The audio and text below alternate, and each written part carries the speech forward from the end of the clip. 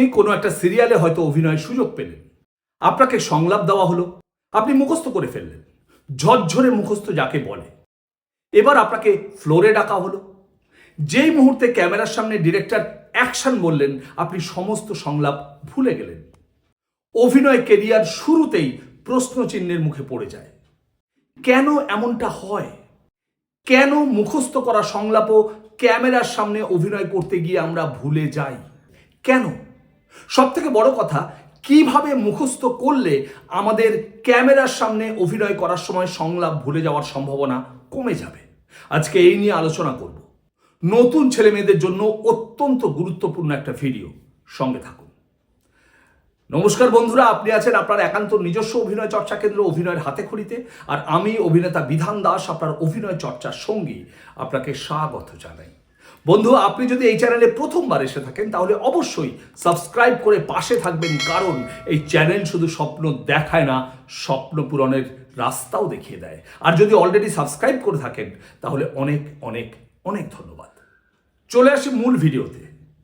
কেন আমাদের মুখস্থ করা সংলাপ ক্যামেরার সামনে অভিনয় করার সময় আমাদের হাত পা ঝিনঝিন করে, শরীর হালকা হয়ে যায়, আমরা সমস্ত সংলাপ ভুলে যাই?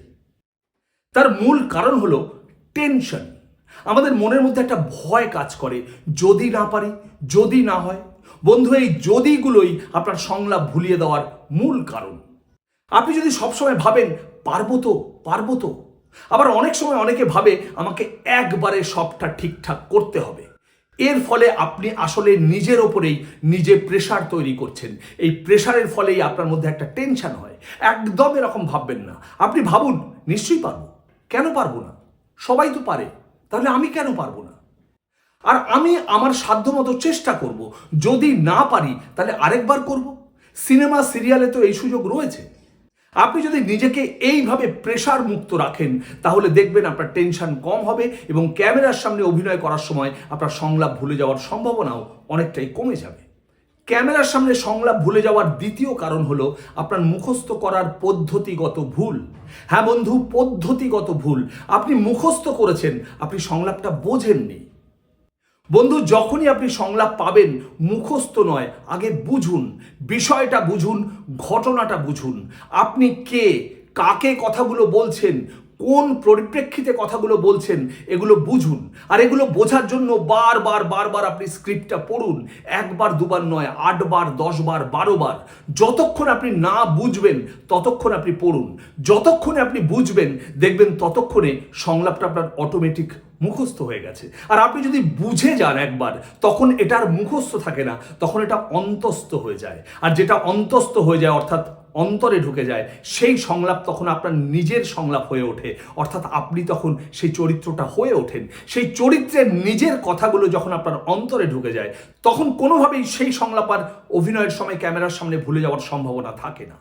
মুখস্থ করা সংলাপ ক্যামেরার সামনে অভিনয় করার সময় ভুলে যাওয়ার আরেকটা বড় কারণ হলো কম্পোজিশন প্রেডিকশন করে রিহার্সাল করা। হ্যাঁ বন্ধু, কম্পোজিশন ধরে নিয়ে রিহার্সাল করা। একটু বুঝিয়ে বলি। ধরুন আপনাকে একটা সংলাপ দেওয়া হলো, আপনি সেটা মুখস্থ করলেন। আর মুখস্থ করার সময় আপনি মনে মনে কম্পোজিশন করে নিলেন। আপনি ধরে নিলেন যে এই সংলাপটা আমি হাঁটতে হাঁটতে বলবো, বা এই সংলাপটা আমি টেবিলে চাপড় মেরে বলবো, বা এই সংলাপটা আমি হঠাৎ করে চেয়ার থেকে উঠে দাঁড়িয়ে বলবো। এই পুরো বিষয়টা আপনি ওইভাবেই রিহার্সাল করলেন, আর পুরো বিষয়টা আপনার মধ্যে বসে গেল। এবার আপনাকে যখন ফ্লোরে ডাকা হয়, আপনি গিয়ে দেখলেন সেখানে কিচ্ছু নেই। অর্থাৎ আপনার বসার জন্য কোনো চেয়ার নেই, আপনার চাপড় মারার জন্য কোনো টেবিল নেই, বা যে সংলাপটা আপনি হাঁটতে হাঁটতে বলবেন ভেবেছিলেন সেটা আপনাকে এক জায়গায় দাঁড়িয়ে বলতে বলা হচ্ছে। আপনি সমস্তটা ভুলে যান, কারণ আগে থেকে একটা কম্পোজিশন আপনার মধ্যে বসে আছে।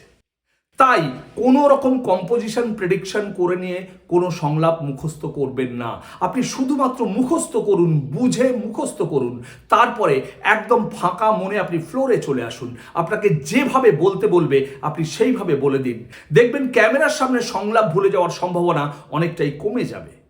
সর্বোপরি একটা কথা মনে রাখবেন, যা যা বললাম এগুলো কিন্তু সবটাই গভীর চর্চার বিষয়। এর কোনোটাই একদিনে হবে না, তবে চর্চা করতে করতে একদিন অবশ্যই হবে।